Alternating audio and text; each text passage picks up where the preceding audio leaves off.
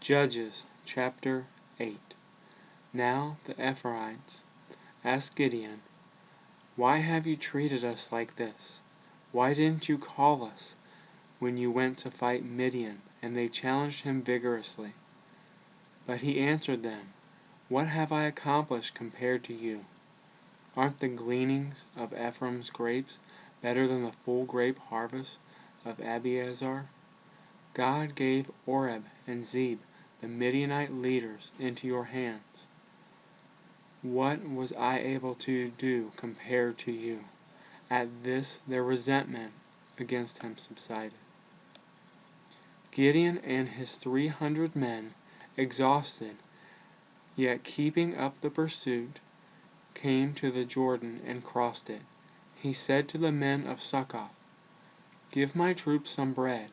They are worn out, and I am still pursuing Zebah and Zalmunna, the kings of Midian." But the officials of Succoth said, "Do you already have the hands of Zebah and Zalmunna in your possession? Why should we give bread to your troops?" Then Gideon replied, "Just for that, when the Lord has given Zebah and Zalmunna into my hand, I will tear your flesh with desert thorns and briars." From there he went up to Peniel, and made the same request of them, but they answered him as the men of Succoth had. So he said to the men of Peniel, "When I return in triumph, I will tear down this tower."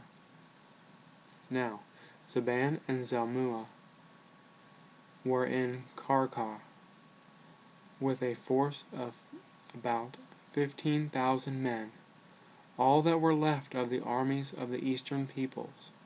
120,000 swordsmen had fallen. Gideon went up by the route of the nomads east of Nobah and Jogbehah, and attacked the unsuspecting army. Zebah and Zalmunna, the two kings of Midian, fled, but he pursued them and captured them, routing their entire army. Gideon, son of Joash, then returned from the battle by the pass of Heres.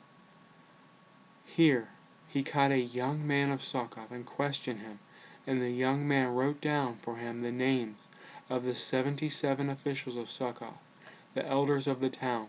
Then Gideon came and said to the men of Succoth, "Here are Zebah and Zalmunna, about whom you taunted me by saying, 'Do you already have the hands of Zebah and Zalmunna in your possession? Why should we give bread to your exhausted men?'" He took the elders of the town and taught the men of Succoth a lesson by punishing them with desert thorns and briars. He also pulled down the tower of Peniel and killed the men of the town. Then he asked Zebah and Zalmunna, "What kind of men did you kill at Tabor?" "Men like you," they answered, "each one with the bearing of a prince." Gideon replied, "Those were my brothers, the sons of my mother. As surely as the Lord lives, if you had spared their lives, I would not kill you." Turning to Jether, his oldest son, he said, "Kill them." But Jether did not draw his sword, because he was only a boy and was afraid. Zebah and Zalmunna said, "Come, do it yourself. As is the man, so is his strength." So Gideon stepped forward and killed them, and took the ornaments off their camels' necks. The Israelites said to Gideon, "Rule over us, you, your son, and your grandson, because you have saved us from the hand of Midian."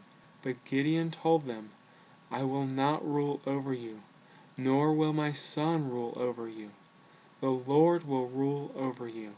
And he said, "I do have one request, that each of you give me an earring from your share of the plunder." It was the custom of the Ishmaelites to wear gold earrings. They answered, "We'll be glad to give them." So they spread out a garment, and each of them threw a ring from his plunder into it.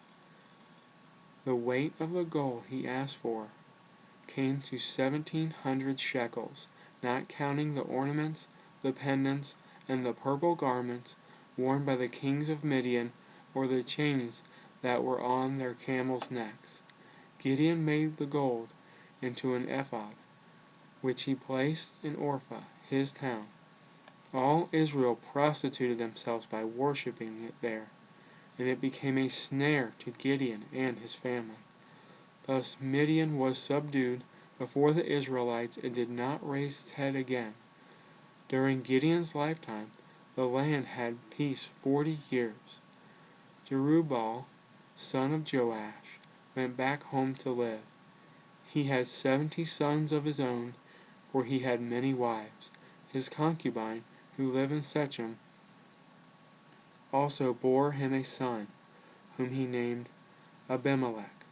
Gideon, son of Joash, died at a good old age and was buried in the tomb of his father Joash in Ophrah of the Abiezrites. No sooner had Gideon died than the Israelites again prostituted themselves to Baals. They set up Baal-berith as their god, and did not remember the Lord their God, who had rescued them from the hands of all their enemies on every side.